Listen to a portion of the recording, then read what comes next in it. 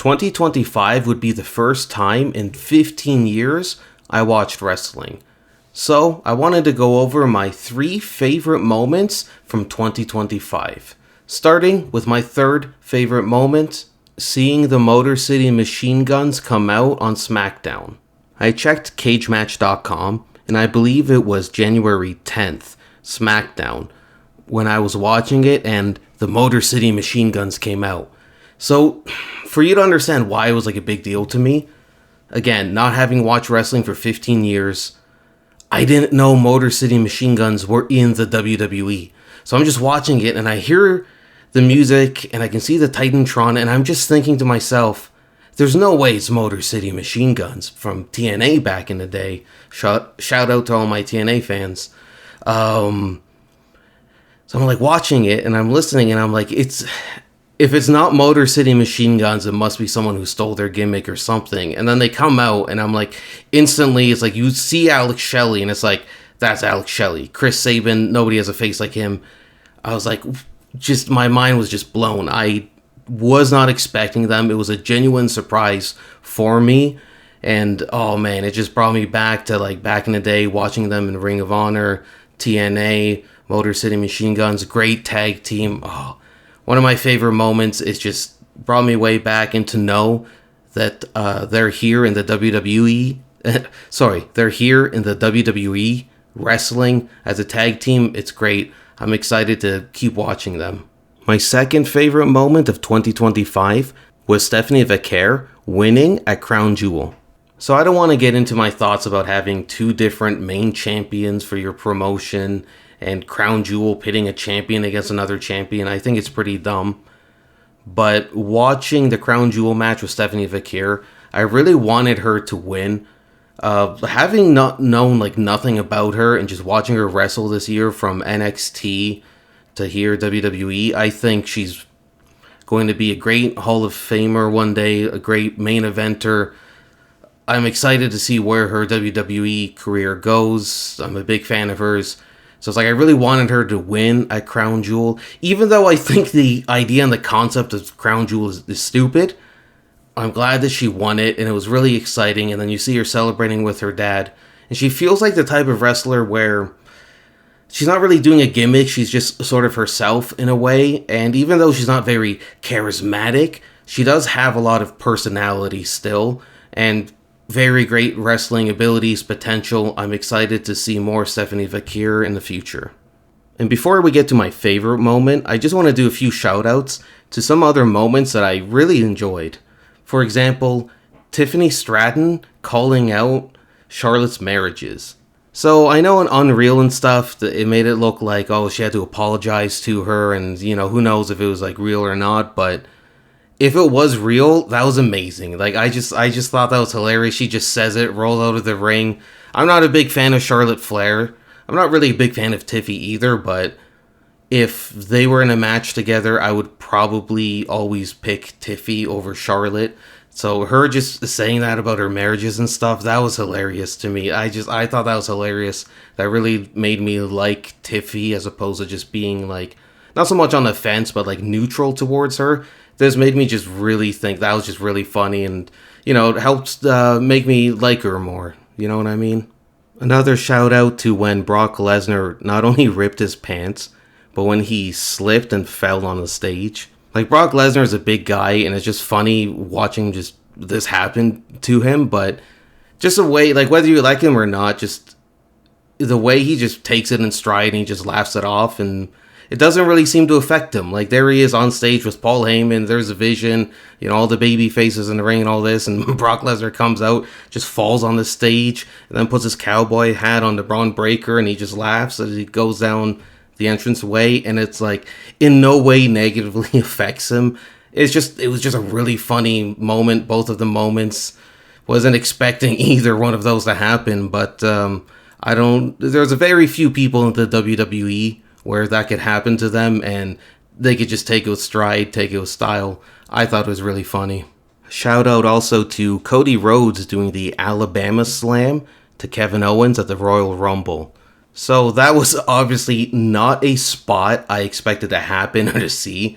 The Alabama Slam, great finisher, especially, like, it always looks like it's going to hurt and stuff, but, like, especially when you just decide, like, you know what, screw it, I'm just going to end this person's life. You just go all out with it. Devastating finisher. Goes through, like, Kevin Owens goes through a ladder, and then later is like, well, I need to get neck surgery. It's like, hey, I can see why.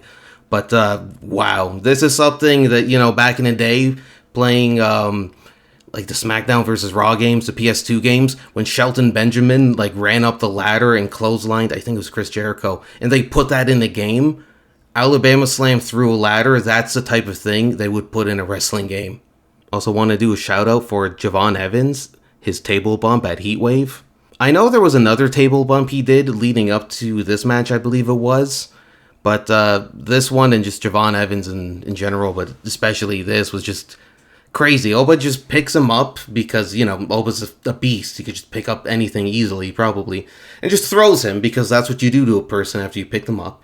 You throw them just out of the ring, just clearing the space, just onto the announcer's table.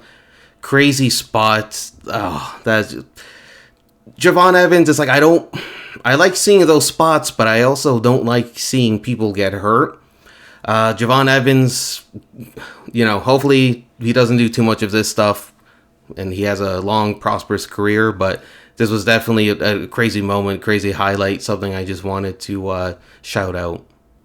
Something else, too, as a fan from the Attitude Era, the Hardyz, watching them win the NXT titles is something else I just wanted to shout out. Again, being a big fan of them from back in the day, you know, watching the Jeff Hardy match with Sting from TNA, if you know the one I'm talking about. So, you know, sort of seeing the ups and downs of his career and stuff.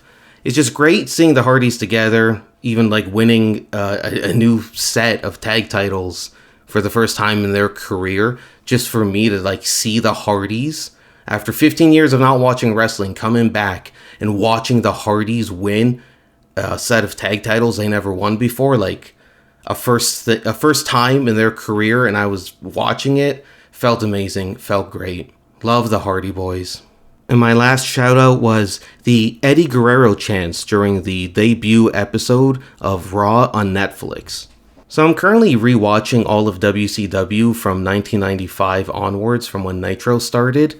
And I was excited to go back and rewatch a lot of Eddie matches, or watch Eddie matches for the first time for the ones that I missed.